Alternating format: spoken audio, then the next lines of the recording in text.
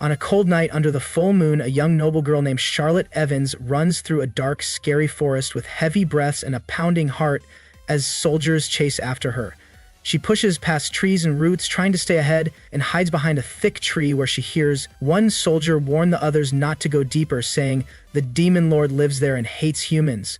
But another soldier reports that villagers saw Charlotte head into the forest, so the group decides to keep chasing. Quietly, Charlotte slips away and moves deeper into the woods until she falls into a ditch, hitting the ground hard. Dizzy and weak, she sees a large mansion nearby, and then everything goes dark.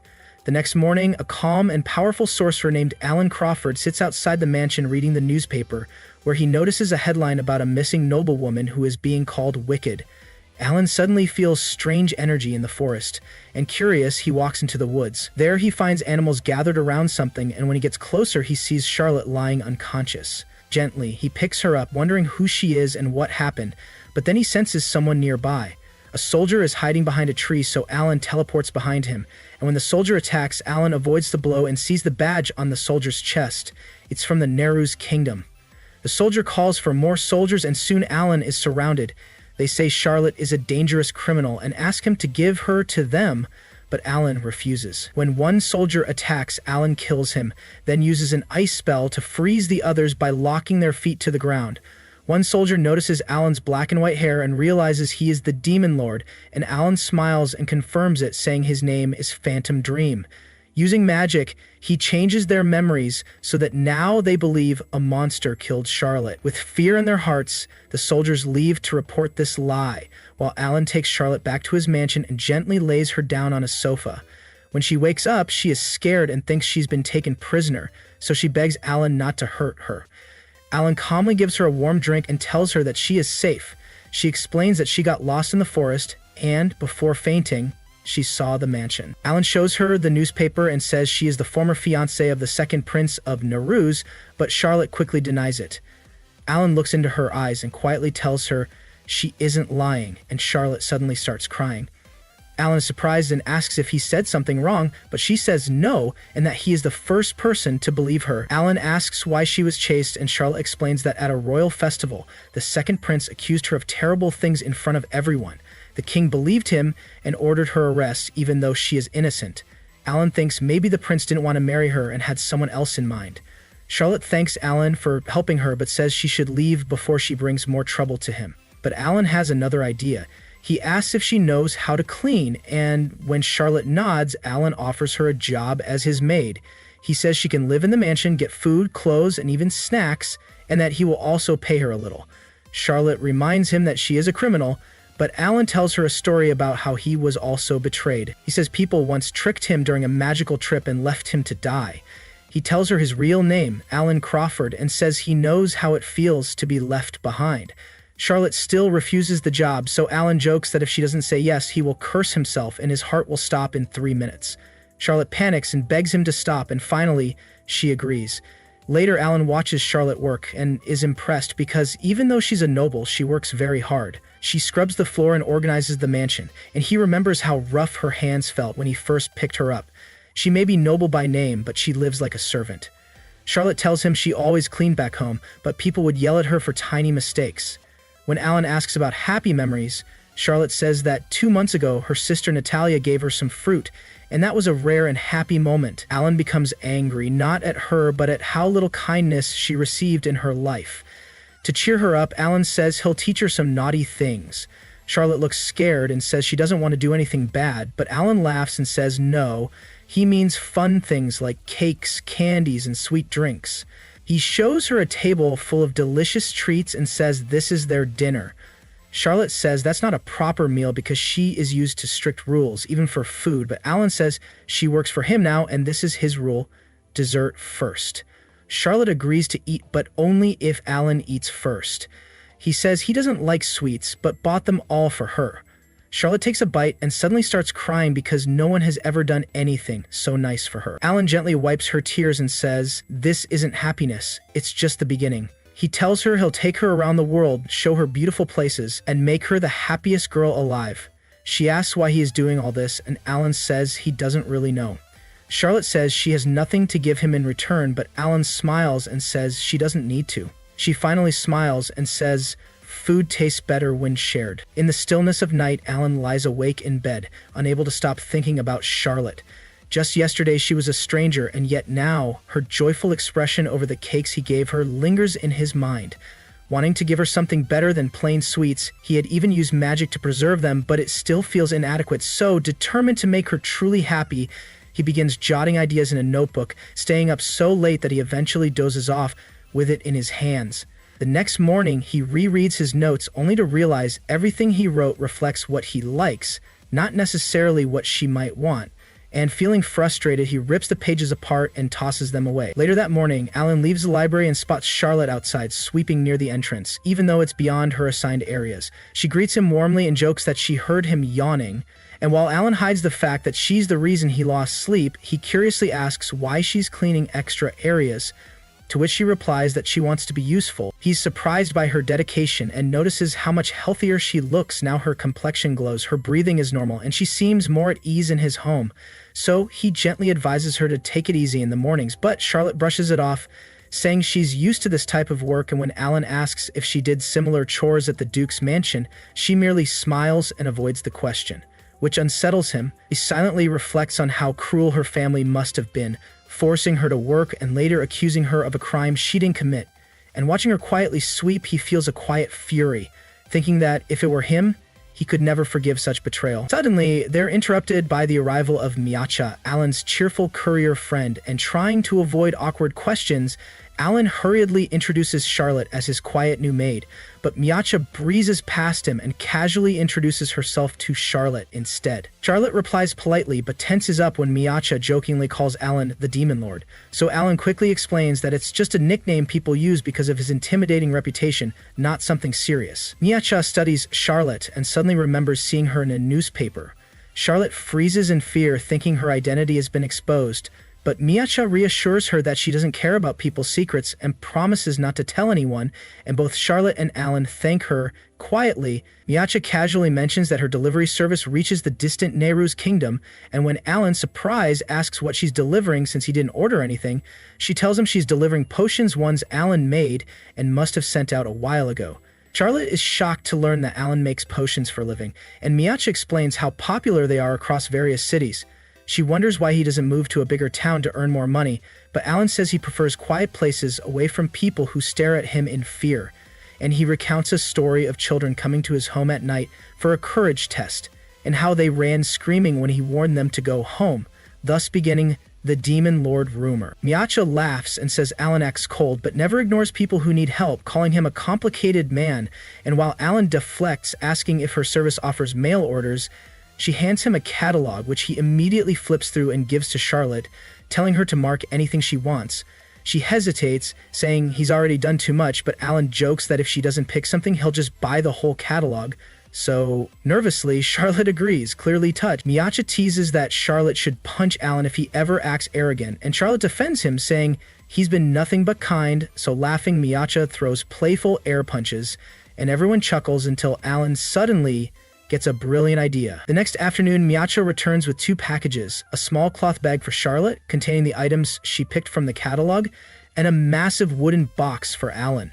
Charlotte gratefully accepts her package, unaware that Miacha has started casually calling her by her first name, while Alan inspects the large box, grins, and pays Miacha extra coins for her work. When Miacha asks about the box, Alan simply says it's a gift for Charlotte, and then dramatically, he snaps his fingers, causing the box to open with a magical pop, revealing a punching bag with the faces of Charlotte's father and ex-fiancé taped to it. Charlotte is stunned, and when she asks if it's for training, Alan explains it's part of her naughty lesson meant to help her relieve pent-up stress. Miacha looks confused until Alan says it's to help Charlotte let out emotions she's been bottling up, but Charlotte insists she's not angry and that her family must have had their reasons, even confessing she feels guilty for being unable to hate them. Alan realizes she's buried her emotions so deeply that she doesn't even acknowledge them, and Miacha gently remarks that maybe she just needs time. But Alan refuses to be passive and tells Charlotte to punch him instead. Both women are stunned, but Alan opens his arms wide and insists. Charlotte tries to protest, saying he's been nothing but kind, but suddenly her body moves on its own and she punches Alan right in the face, sending him flying across the room. Unbeknownst to her, Alan used magic to allow. Horrified, Charlotte rushes to his side, but Alan stands up with a bleeding smile, assuring her that no matter what she does, he's not going anywhere, and he tells her that she's finally free to speak, free to feel, and free to exist as herself. Charlotte repeats the word free softly, as if testing its meaning, and she scolds Alan for hurting himself, but he promises not to do it again. Then, quietly but with resolve, she says she wants to change, even if she's scared, and Alan promises to stay by her side through it all, no matter how long it takes. Though the punching bag remains untouched, Charlotte has taken her first real step toward emotional healing, and Miacha, observing it all, grins and teases Alan, joking that her next delivery will be baby supplies or a double bed. And as Alan and Charlotte exchange confused looks, Miacha laughs heartily, already picturing what their future might hold. The next morning, Alan stands with 2 pots of coffee and black tea and asks Charlotte what she wants. Unsure, she says she'll have whatever he's having. Teasing her, Alan says he was about to drink a horrible healthy potion, making her quickly choose tea. As he quietly makes it, he gently reminds her about being more honest and tells her that knowing what she likes is the first step. Charlotte says it's just a small decision, but Alan points out that she hasn't made her own choices in years except running away. She admits that was probably her first real decision, and Alan encourages her to explore hobbies too. The room is peaceful, with bubbling water and birds outside, until the door bursts open. A loud voice startles Charlotte. Annoyed, Alan sighs as a confident young woman enters. She's Charlotte's age, curvy with dark hair streaked in color and cat ears on her robe hood. She wears a short skirt and a stylish top, looking more like an artist than a mage. Alan mutters that she always shows up at the worst time and asks how she found him. She proudly says she tracked him using pollen from his letter and asked around about a strange wizard. Alan silently admits she's clever and hard to handle. Charlotte, confused, watches as the girl introduces herself as Aruka Crawford, apprentice sorcery engineer and Alan's younger sister. Shocked, Charlotte stares, but Alan clarifies she's his foster sister. He explains that he lost his parents and the Crawford family took him in. Charlotte apologizes for intruding, but Alan assures her that it is fine. He mentions Aruka is the same age as her. Aruka teasingly asks if Charlotte is Alan's girlfriend. Both of them fluster and deny it. Then Aruka asks who Charlotte really is. Alan calmly tells the truth. Charlotte Evans, wrongly imprisoned and now a fugitive. Aruka scolds Alan for just feeding her instead of teaching her fun, naughty things. She walks over to Charlotte with teary eyes and says she can come to her anytime. Charlotte is surprised and asks why Aruka trusts her so easily. Aruka says it's because of Alan he can sense good people. When Alan asks why she's here, Aruka says she came to pick him up, but now she wants to guide Charlotte too. Alan grabs Charlotte protectively and says only he'll teach her. Aruka argues that only another girl can teach girl things. They bicker, each wanting to teach Charlotte better. Overwhelmed, Charlotte yells in confusion, asking what kind of competition this is. To protect her, Alan uses magic to change her hair color so no one will recognize her. Aruka styles it quickly. Alan says the spell must be undone later. When Aruka asks why, he says he likes her blonde hair. Both girls are surprised. Aruka smirks and says he's earning points. She then offers to show Charlotte something fun, fashion. Pointing to a street full of shops, she pulls Charlotte excitedly along. Alan follows behind with a tired expression. Normally, he visits town every 5 days for errands, but now he's in a women's fashion store.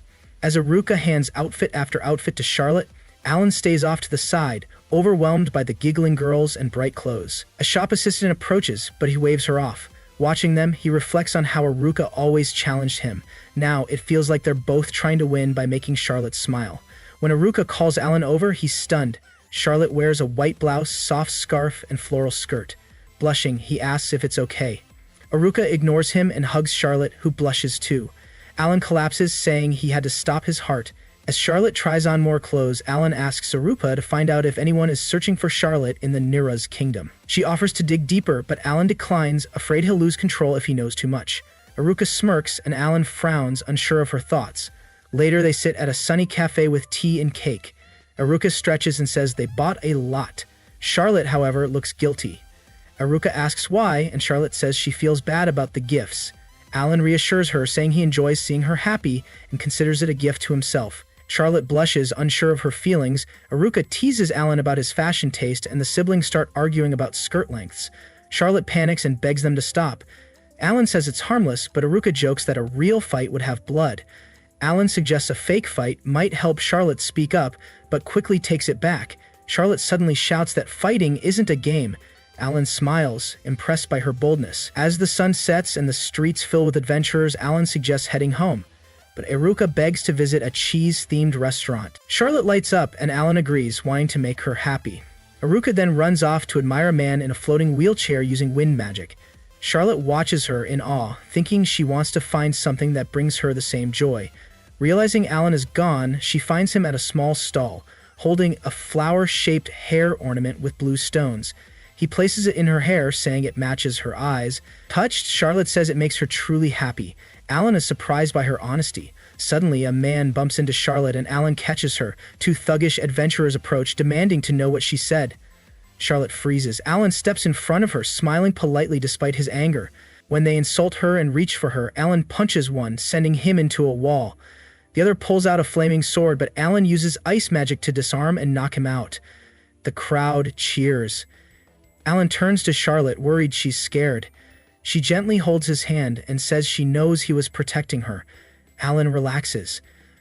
He wonders if this is the change Aruka talked about, because now Charlotte doesn't hate him. Smiling, he mutters that he might be addicted to teaching her naughty things. Just then, a huge robotic figure looms behind him, growling that Alan hurt his men. Alan turns around, eyes filled with cold fury. A large, black, monster-like man appears with an angry face. He says Alan killed his men and asks what to do with him. Charlotte becomes scared, but Alan stays calm and asks the man if he is Megath. Megath says yes, but doesn't recognize Alan. Alan smiles and says they met 7 years ago. Megath stays angry and confused. Then Alan says his full name, Alan Crawford, and that he studied at Athena Magical Academy. Hearing this, Megath's face turns pale. He quickly bows and starts apologizing. Everyone nearby is shocked, including Charlotte. Megath's men yell, asking their boss to attack, but Megath punches them and tells them to stay quiet. Charlotte looks confused. Aruka walks over and tells her Alan is her older brother. She says their father leads the largest magic school and that Alan graduated at 12 and even taught there. Charlotte is stunned. She never thought Alan was that great. Megath keeps apologizing, but Alan says not to say sorry to him. He should say sorry to the girl he's scared. Alan looks at Charlotte and thinks she is not just a servant, she is someone special. Meanwhile, the next morning, Aruka and Miacha visit Alan. They see him sitting sadly at the door. They ask if something happened between him and Charlotte. Alan says no, then tells them he gave Charlotte some money, but she was shocked and said she didn't deserve it. Alan told her the house looked beautiful because of her. After talking, she took the money and said she wanted to go to town alone. Now Alan feels strange and misses her. While Alan talks, Aruka and Miacha start chatting to each other. Alan gets annoyed. Aruka says not to worry and suggests following Charlotte secretly. Alan agrees. He says Charlotte didn't tell him what she wanted to buy, it was a secret. He smiles, thinking she is slowly becoming like him. Aruka and Miacha laugh and call him silly. Elsewhere, Charlotte walks through town with a small map. Alan watches from afar and worries she might get lost. Miyaka says she is heading to Mir District, a dangerous area. A gang called Serpent Fang controls it, and their boss Gro can control snakes. Aruka asks if they should help, but Alan says no. He wants Charlotte to enjoy her first adventure. Then he runs off. Aruka and Miacha follow from a distance. Charlotte enters the district and gang members surround her. Aruka and Miacha prepare to help, but something strange happens. The gang greets Charlotte kindly. She is confused, and so are Aruka and Miacha. Alan returns and says he had already defeated the gang earlier and warned them to treat Charlotte nicely. Charlotte sees many of them are injured and gives them healing potions. Gro also gets one and looks emotional. She keeps helping others. Aruka notices her bag is magical. It can hold more than it looks. Miacha asks Alan about it. He says he gave Charlotte over 100 potions in case she found injured animals, but she is using them to help people instead. The gang is touched by her kindness. One man calls her a god. Others agree and say they want to change their ways. Gro kneels and says Charlotte must be a holy person. Charlotte blushes and doesn't understand why they say that. Someone asks who Alan is. Charlotte says he is her master. The gang members go silent. The word sounds strange to them. Charlotte adds that Alan is kind and teaches her fun things like sweets and games. They still misunderstand her. She gives out the rest of her potions and says goodbye. Moreover, Alan steps out. The gang gets nervous. He warns them to stay respectful and protect Charlotte if they ever see her again. Gro tells Alan that Charlotte also went near the area ruled by another gang, the Marionettes. Alan smiles and says he will take over the whole area to protect her. On the other hand, Alan starts fighting many gangs. He beats puppet users, scares off werewolves with perfume, and defeats magic engineers. Along the way, he meets his old friend Magus, who now runs a flower shop. Alan asks for help and promises to buy flowers often. By sunset, Alan stands alone in a field outside the city. His face is tired and sweat drips down. Around him lie many defeated gang members. Gro watches in silence. The gang members go silent. The word sounds strange to them. Charlotte adds that Alan is kind and teaches her fun things like sweets and games. They still misunderstand her. She gives out the rest of her potions and says goodbye. Moreover, Alan steps out. The gang gets nervous. He warns them to stay respectful and protect Charlotte if they ever see her again. Gro tells Alan that Charlotte also went near the area ruled by another gang, the Marionettes. Alan smiles and says he will take over the whole area to protect her. On the other hand, Alan starts fighting many gangs. He beats puppet users, scares off werewolves with perfume, and defeats magic engineers. Along the way, he meets his old friend Magus, who now runs a flower shop. Alan asks for help and promises to buy flowers often. By sunset, Alan stands alone in a field outside the city. His face is tired and sweat drips down. Around him lie many defeated gang members.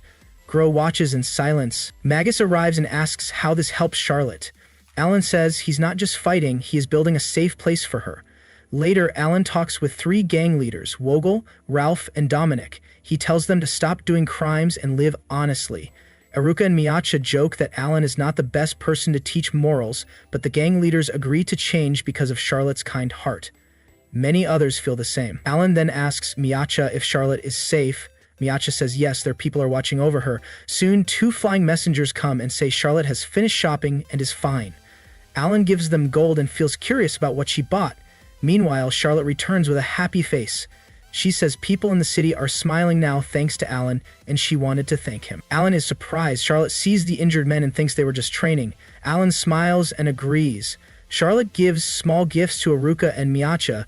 Alan looks sad and asks if she got anything for him.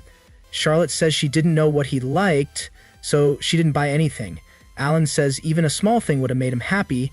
Then Charlotte offers to fix a tear in his robe and promises to get a better gift next time after learning more about him. Alan feels happy and smiles. Aruka and Miacha smirk. Some men nearby groan in jealousy, but Alan doesn't care. He just feels happy. One afternoon, Alan sits in the living room reading a book. Charlotte walks up to him, holding a big book close to her chest. She smiles and says she finished reading it. Alan is surprised and says she finished it quickly. Charlotte nods and says the book was very interesting. It talks about the country's history, culture, famous places, and schools. The book is made for travelers, so the words are simple but full of detail. Alan gave her this book because she always cleans the house too much. He wanted her to relax. Charlotte tells him about a place from the book, the Athena School of Magic. She says it looks very big. Alan smiles and remembers the school well. He used to study there before he was expelled. It was his home for many years. Then Alan asks Charlotte which place from the book she liked most.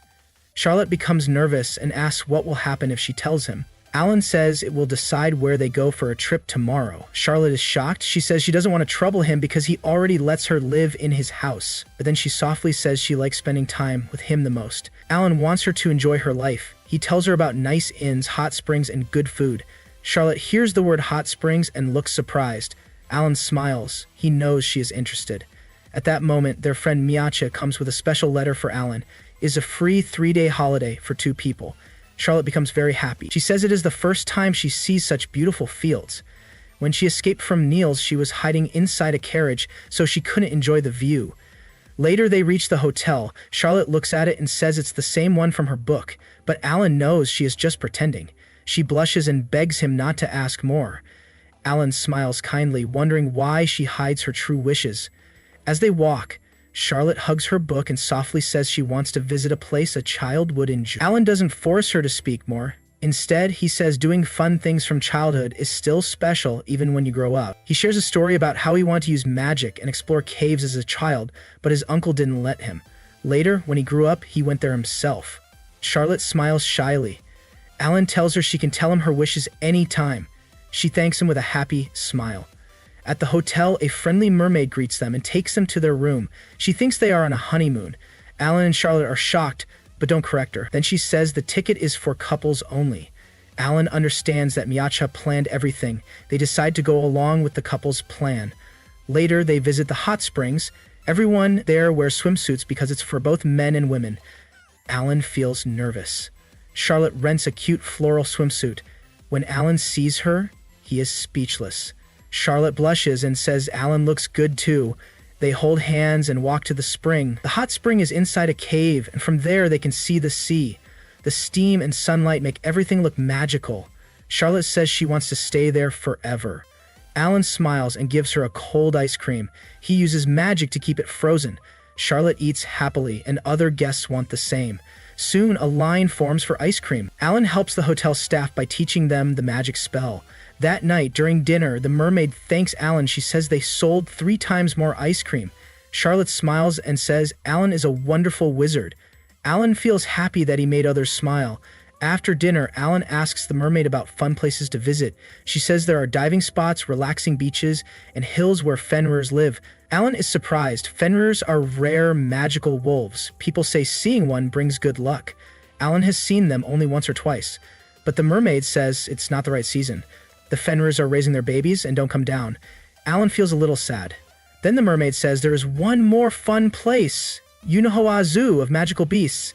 That night, Alan and Charlotte go to their room to sleep, but as they enter, they both become shy. Something on the bed surprises them. Aruka and Miacha are secretly watching from another room.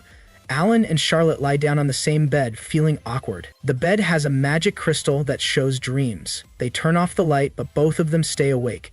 Charlotte says she can't sleep. Alan asks what kind of dream she wants to see. She says she wants to see her mother. Her mother died when she was a child and she still misses her. Alan listens quietly and then uses sleep magic. Charlotte falls asleep soon. Alan stays awake and looks at Charlotte. He thinks she is very beautiful. Her skin, her eyes, her lips, everything is perfect. Then he gets shocked at his own thoughts and quickly uses magic on himself to fall asleep too. The next morning, Charlotte is crying. Alan gently asks if she slept well. Charlotte says yes, she saw her mother in her dream. She also says she told her mother about Alan. Alan, in his heart, speaks to Charlotte's mother, saying not to worry because he will protect Charlotte now. Meanwhile, at the front desk, the hotel receptionist tells Aruka and Miacha to leave, but they refuse. At the same time, a pig-shaped creature says that Alan won't be able to protect Charlotte. The next morning, Alan walks behind Charlotte and smiles. He opens a zoo guide and checks the map. He says to himself that one full day is enough to explore everything. Charlotte quietly asks if she can choose where to go first. She feels a bit shy, but Alan smiles and says he has no special plan and that this trip is fun for him too. He asks if she really likes magical beasts. Charlotte says she's just curious about the petting zoo. Alan looks at the map and finds it. It's a place where people can touch and feed friendly magical beasts. Charlotte calls herself childish, but Alan laughs and points to the entrance where many adults are going in. Charlotte is surprised and happy. As they walk, they see a small shop selling headbands with animal ears. Alan asks if she wants one. Charlotte picks a light brown cat ear headband. Then she chooses a second one, white with black spots, and shyly asks Alan to wear it too. Alan is quiet for a moment, then quickly buys both and puts his on. Charlotte smiles and says he looks cute. Now both wearing cat ears, they walk into the petting zoo. Inside, magical animals play on the grass. There are big fluffy bunnies, 2-headed dogs, and capybaras with fire magic. People feed them and pet them. Charlotte stands still, her eyes full of tears. She says the animals are soft and cute and thanks Alan again and again. Alan gives her a tissue, surprised by how happy she is. Then, Alan walks to a bunny and speaks in beast language. He tells the bunny that Charlotte likes them and asks if they can play with her. The bunnies agree. But when Alan turns around, he is shocked. Many animals already surround Charlotte. Even the dangerous ones give her food and ask for pats. Other people think Charlotte must be a special beast tamer. Later, Alan and Charlotte sit on a bench. The animals say they will miss Charlotte. Alan listens and tells her she might have a magic gift. She might be able to tame magical beasts. Charlotte looks at her hands and wonders if that is true. Meanwhile, in the same hotel, Aruka and Miacha are resting. Suddenly, Alan teleports behind them. They are shocked and scared. Alan says he knows they were following him, but now they must do one job for him. Back at the zoo, a lady zookeepers run to Alan and Charlotte asking for help. They lead them to a lab. Inside, many workers gather around a cage. A young silver Fenrir, a magical wolf, lies hurt and growling. The zoo director says she was attacked by a poacher. They can't talk to her, not even Alan. She needs help quickly or she might die. Suddenly, someone runs in and says a full-grown Fenrir is coming toward the zoo. She is probably the mother of the young pup. She is very strong and could destroy the city. Alan says they should return the pup, but the director says the mother might go wild if she sees her child hurt. Alan decides to face the mother alone. He tells Charlotte to stay, but she wants to help. She believes she can talk to the beast. Alan is surprised by her courage and agrees. Outside the zoo, Alan sees the Fenrirs coming. He quickly makes a magic barrier around the zoo.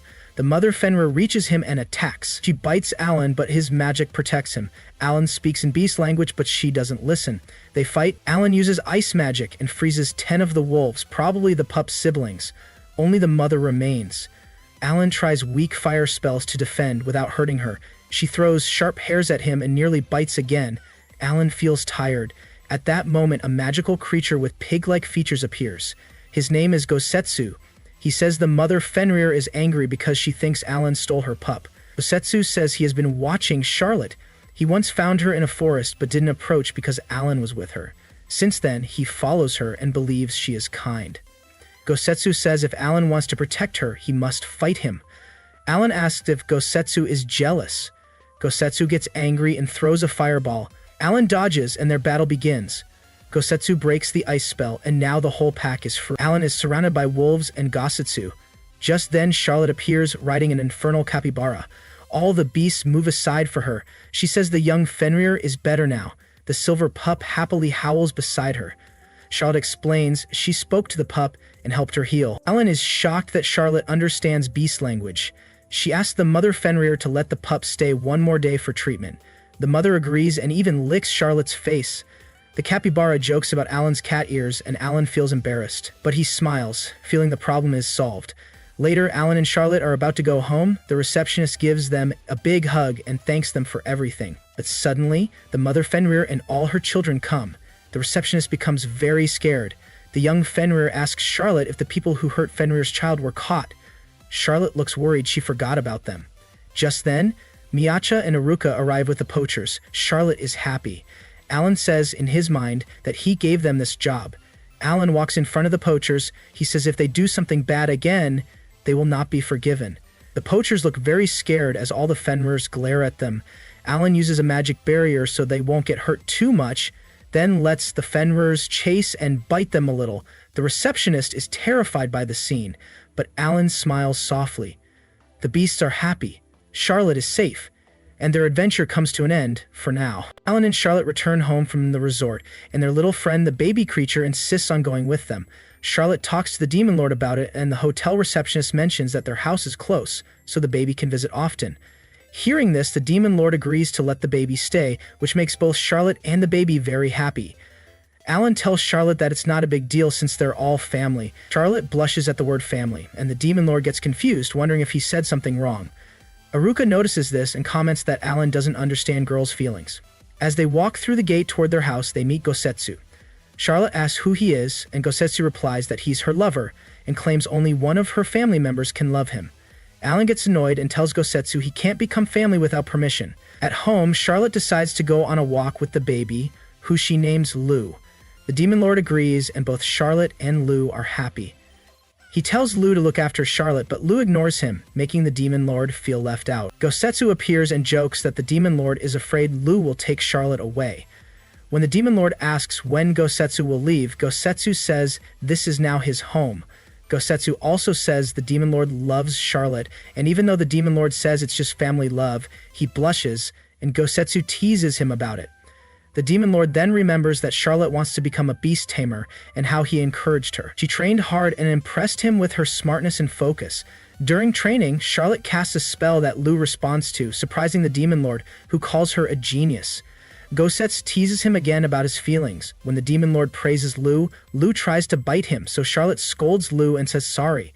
The demon lord says it's okay since creatures only obey their tamers. Then a lion speaks to Charlotte, impressed that she understands human language. Alan asks how Gosetsu speaks human without being tamed, and Gosetsu says he learned it through believing in himself. Charlotte then asks to learn the beast conversion spell, and the Demon Lord agrees. She tries it on Lou, but it doesn't work at first and she gets sad. The Demon Lord comforts her, saying not everyone succeeds right away. Suddenly, Lou speaks and tells the Demon Lord to stay away from Charlotte, which makes her very happy. Gosetsu reminds the Demon Lord that Charlotte is special, and he agrees.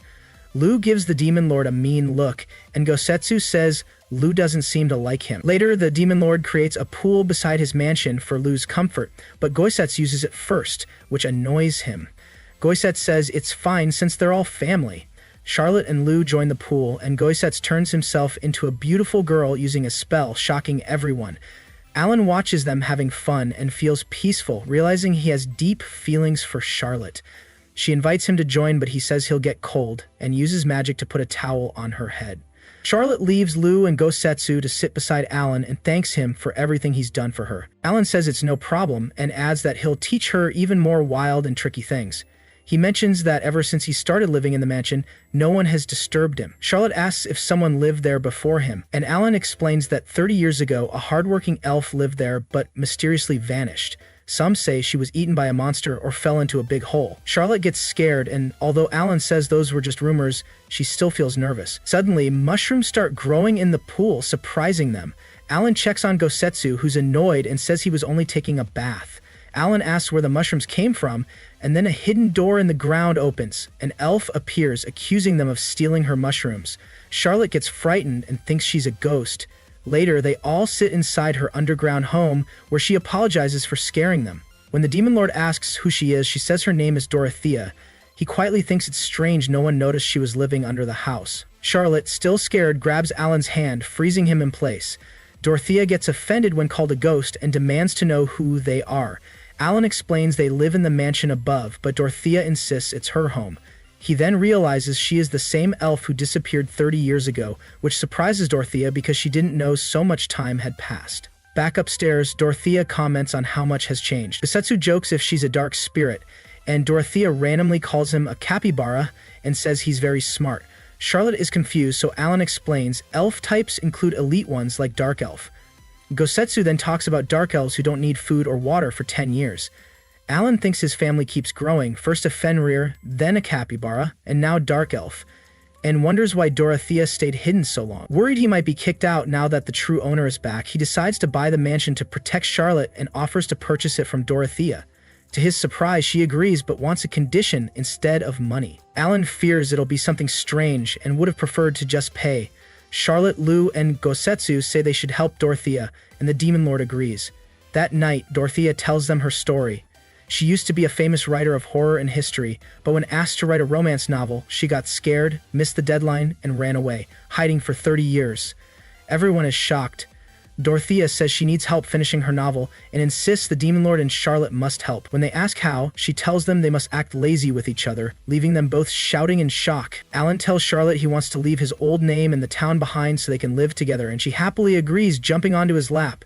Just as they get closer, Dorothea suddenly interrupts and complains that Alan used magic to catch Charlotte. Alan, blushing, says it would be too embarrassing to physically grab her. Dorothea scolds them for not acting romantic enough and says they're not following her script, making Alan regret agreeing to help her. She even says they haven't kissed yet, which makes both of them blush. Alan tries to say Charlotte wouldn't want to flirt with someone she doesn't like, but Charlotte blushes and says it's okay if it's Alan. Shocked, Alan bumps into a wall and starts bleeding. Charlotte gently takes care of his wound while Gosetsu and Lou get ready to help. Dorothea then gives them a new script where they play newlyweds. Alan becomes shy reading it and Dorothea starts directing.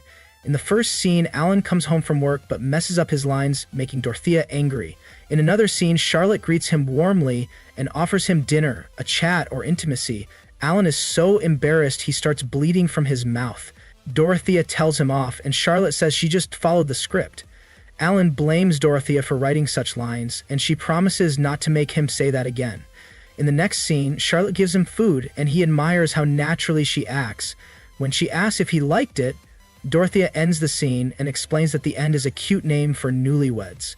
Alan wonders if these scenes are really helping Dorothea, but she says they are, though he suspects she's just having fun. Dorothea announces a new school-themed scene and looks for more actors. Gosetsu turns into a girl and joins, and Lou joins too. In this scene, Alan has to rescue Charlotte, who is tied up. Gosetsu says he must fight them to save her. Alan gets hurt in the fight, but fights back strongly, warning them not to hurt Charlotte, and wins.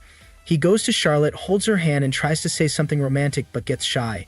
When asked what Charlotte means to him, he says she is his guardian, instead of saying something deeper. Dorothea stops the scene and scolds him for changing the script. Alan says his version felt more natural. Dorothea reacts strangely, while Alan thinks Charlotte is too sweet and he doesn't want to upset her. Later, Alan gets tired and Charlotte says she won't act without him. Alan says he isn't really tired and wants to keep acting. Charlotte asks if she's doing well, and Dorothea tells her she's acting perfectly. Dorothea starts assigning roles for the next scene, making Gosetsu the stepmother, Charlotte as Cinderella, Alan as the prince, and planning a special role for Lou. When Dorothea says action, the scene begins with Charlotte working hard under the stepmother's strict orders. While cleaning, Charlotte remembers her time working in a film at King Duke's house and how similar it felt. Her stepmother yells at her to clean better and says she's going to a royal party alone, telling Charlotte to stay behind. Charlotte agrees, but soon feels very sad, saying she can't keep living like this. Lou appears and offers to help, using his magic to give her beautiful clothes and makeup. In the next part, Lou escorts Charlotte to the party, where her stepmother is shocked to see her. Things get more surprising when the prince, Alan, walks up to Charlotte and asks her to dance. As they dance, both feel shy, and Charlotte admits to herself that being near Alan makes her heart beat faster. She hugs him, but when the clock strikes midnight, she quickly runs away, ending the scene. Dorothea praises Charlotte's acting, and although Alan tries to get credit too, everyone keeps praising only Charlotte. Feeling left out, Alan asks Lou for water, but Lou ignores him, so Charlotte shares her glass. Alan gets nervous, thinking it might count as an indirect kiss.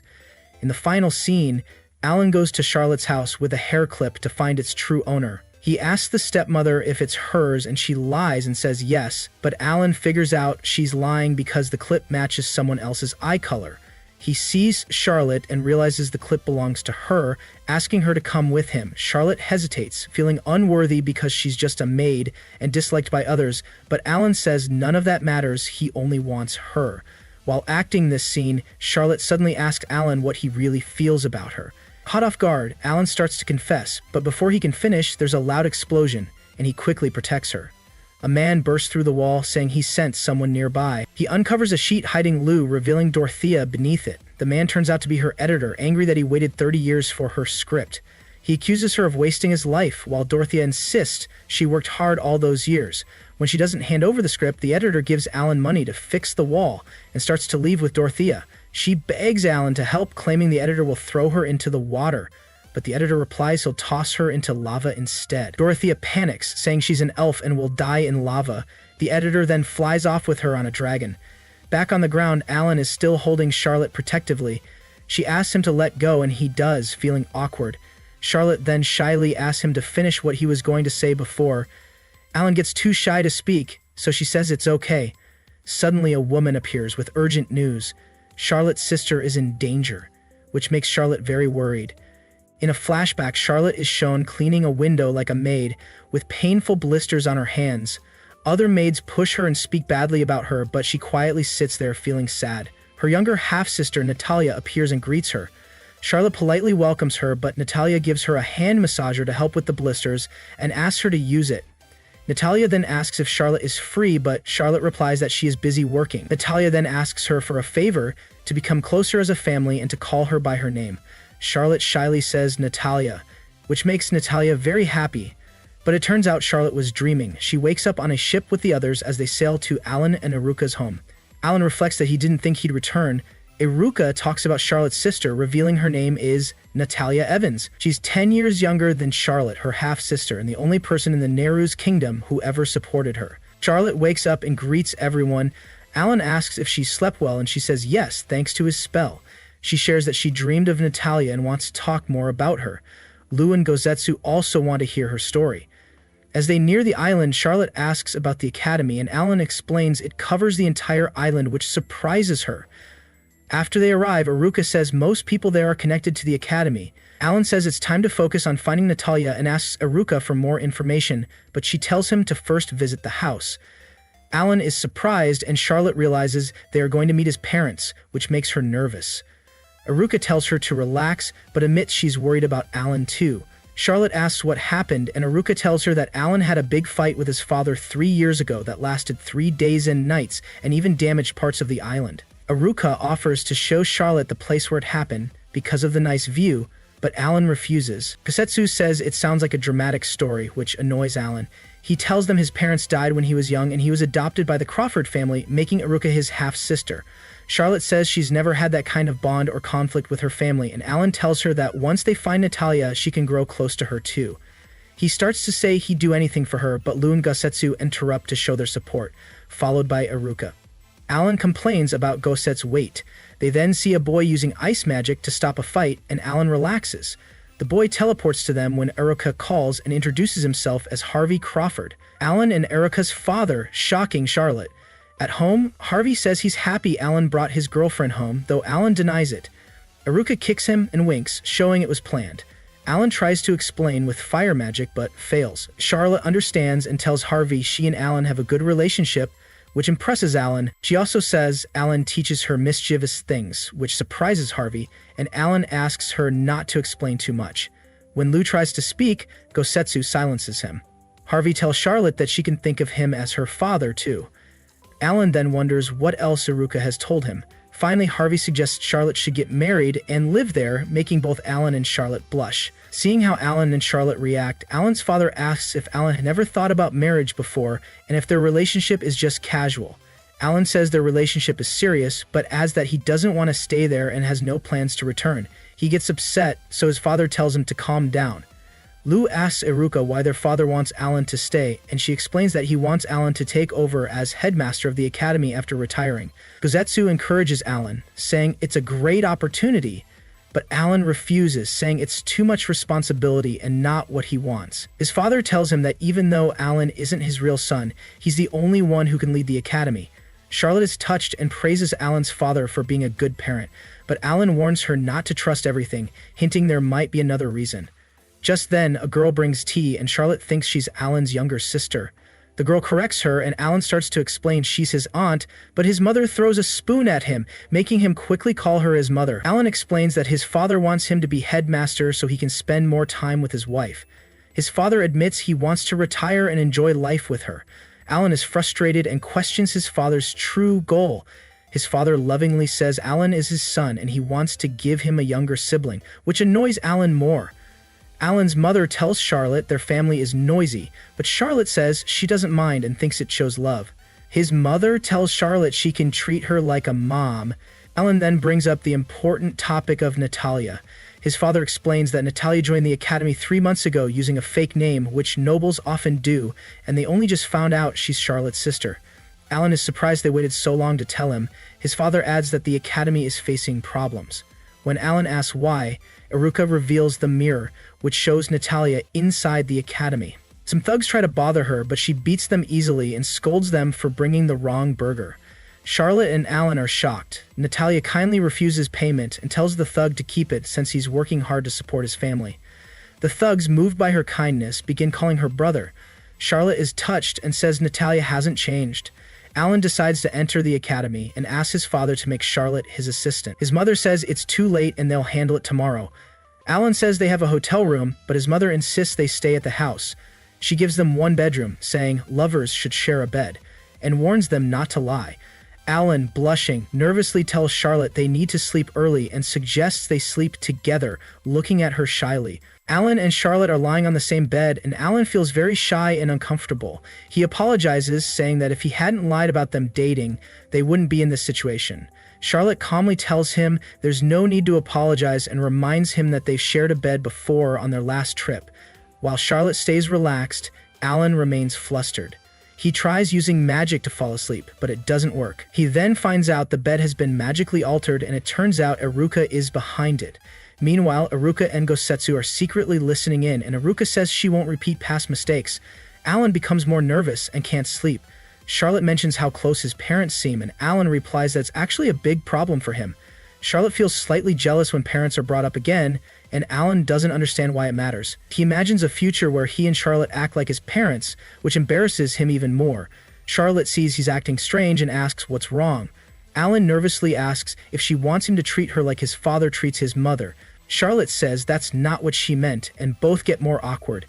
Then Charlotte asks about the time during Dorothea's acting scene when Alan was about to say something.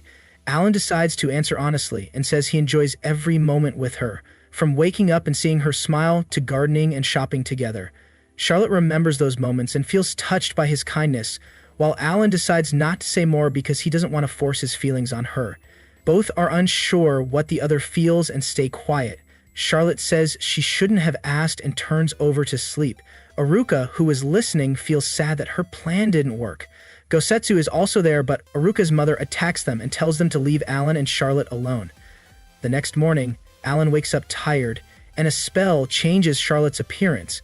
Alan compliments her new look. Charlotte is confused about the glasses, and Alan explains it's a disguise since no one should recognize her at their next destination. Lou and Gosetsu get annoyed and Alan argues with them. Later, at the academy, Alan and Charlotte spot Natalyia. Alan walks up and introduces himself as Alan Crawford, a substitute teacher. Natalyia notices his last name and her followers become scared when they realize he's the powerful demon lord of the magic school. Alan jokes about it, which confuses Charlotte. Natalyia asks who Charlotte is, and Alan says she's his assistant.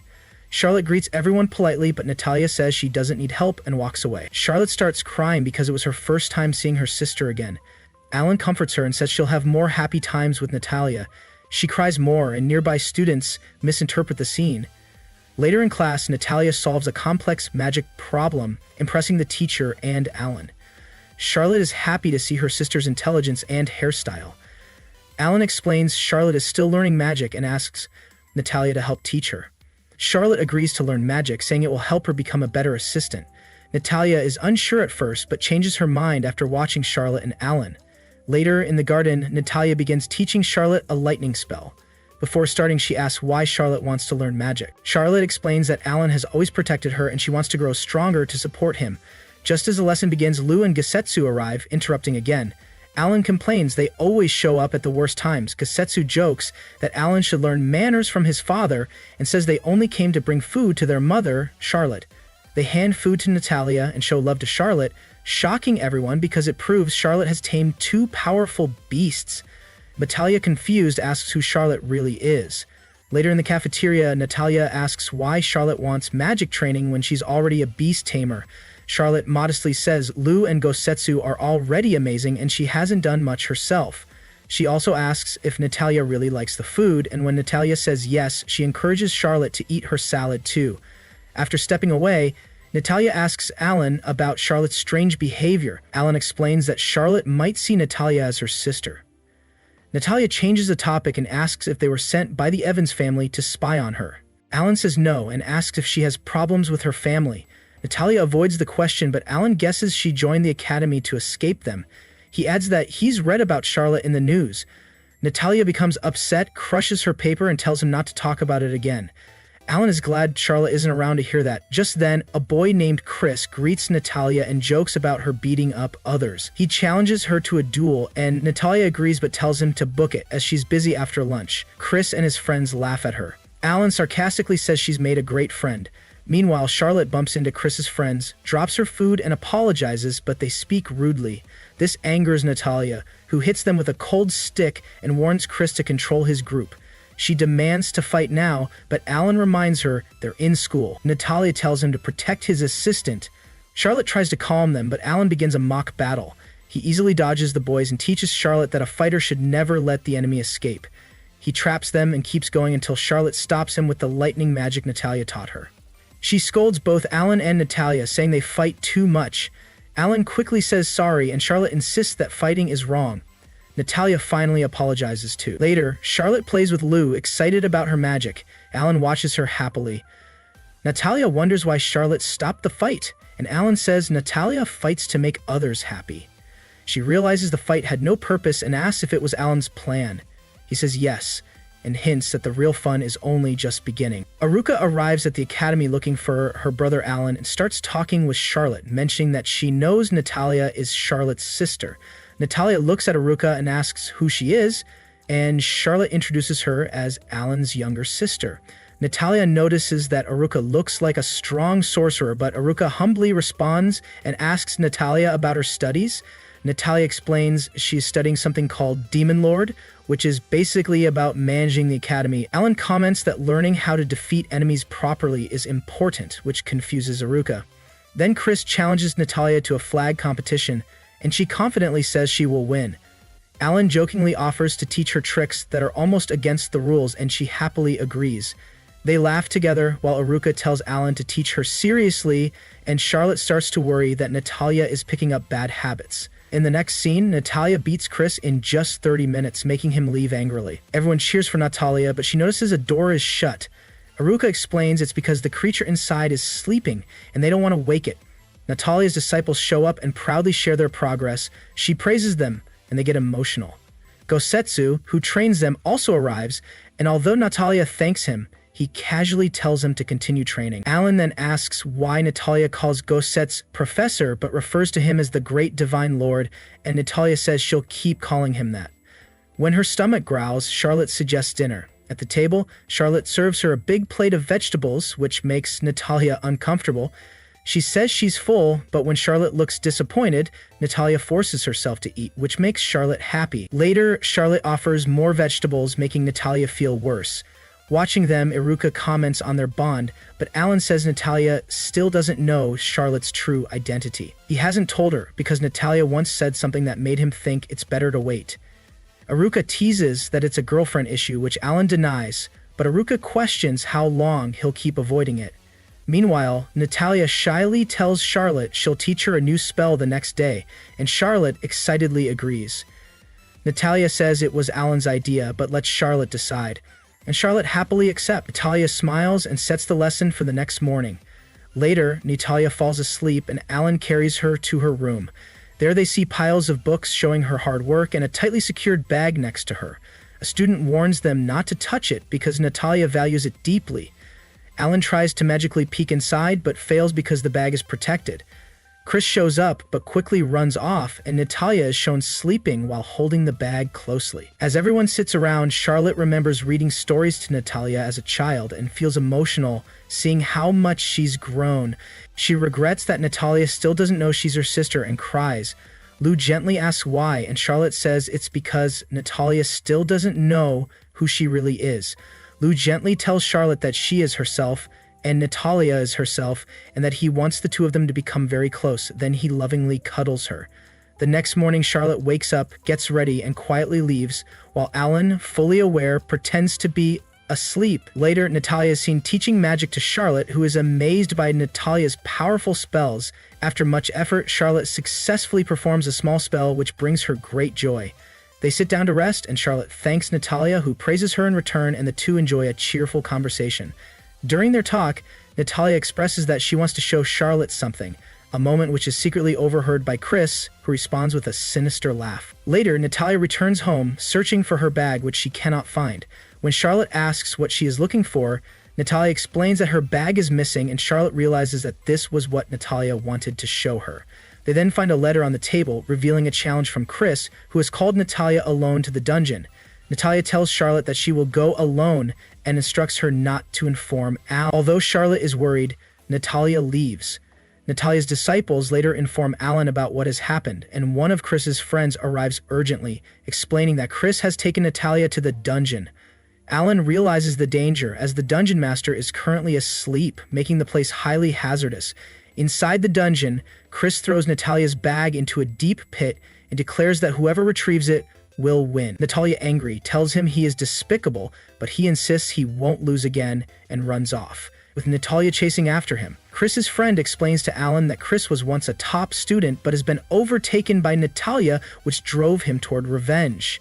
Alan assures them he will retrieve the two and quietly instructs Gosetsu to inform his father if anything goes wrong. Lou heads out to find Charlotte. Inside the dungeon, Natalyia ultimately wins the challenge, but they are soon confronted by Chimera, the dungeon beast. As they hide behind rocks, Natalyia prepares to confront Chimera. Suddenly, water drips onto Chris, and they see a massive worm emerge from Chimera's body. They narrowly dodge its attack, and though Chris manages to fight it off briefly, Chimera then attacks with full force. One of its goat heads uses magic to hurl Natalyia far away, and just as Chimera is about to crush her, Charlotte appears and saves her.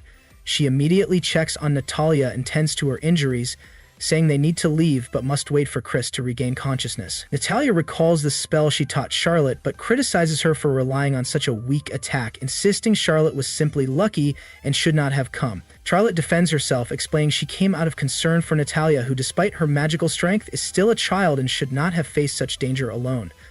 When Natalyia asks why Charlotte is so concerned, Charlotte silently admits to herself that it's because she is her sister, though she cannot say it aloud. Natalyia apologizes and promises not to repeat her mistake. Charlotte then retrieves the bag and confirms it is the same one. When she asks about its contents, Natalyia unexpectedly says that Charlotte once told her she had a younger sister like her, which completely shocks Charlotte. Natalyia clutches the bag tightly. Meanwhile, Alan races toward the dungeon, hoping the dungeon master remains asleep. It is then revealed that Chimera is not the true dungeon master. The actual master is a salamander, who is seen foaming in its sleep.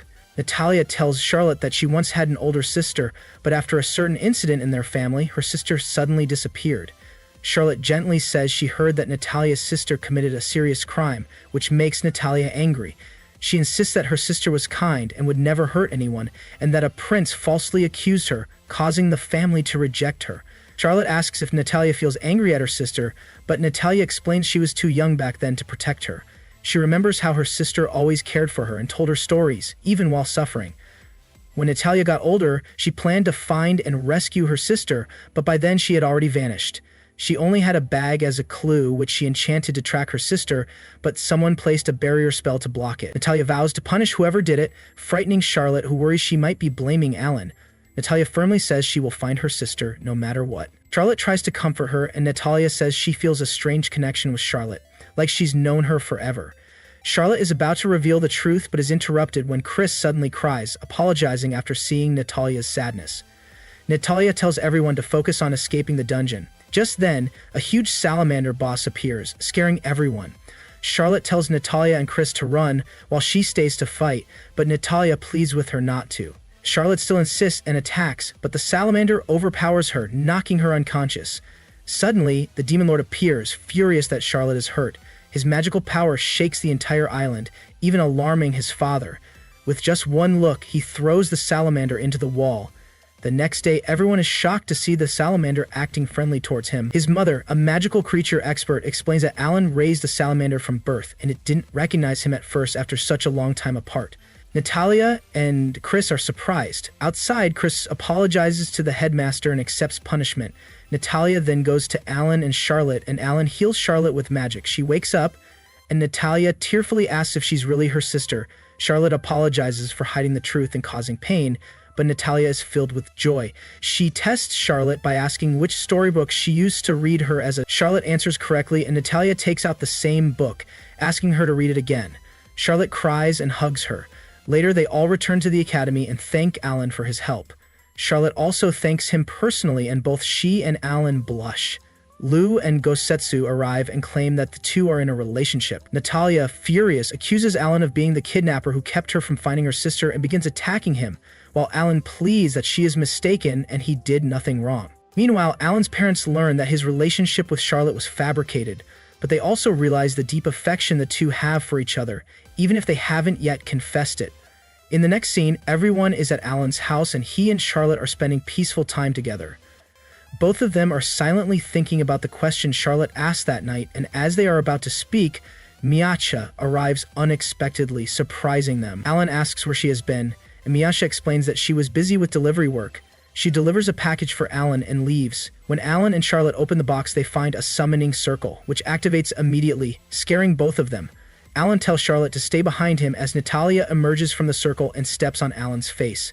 Charlotte and Natalyia are happy to see each other, and Aruka and Miacha arrive to reveal it was a surprise they had planned for Charlotte. Natalyia asks where the Demon Lord is, and Alan, still underneath her, tells her to look down.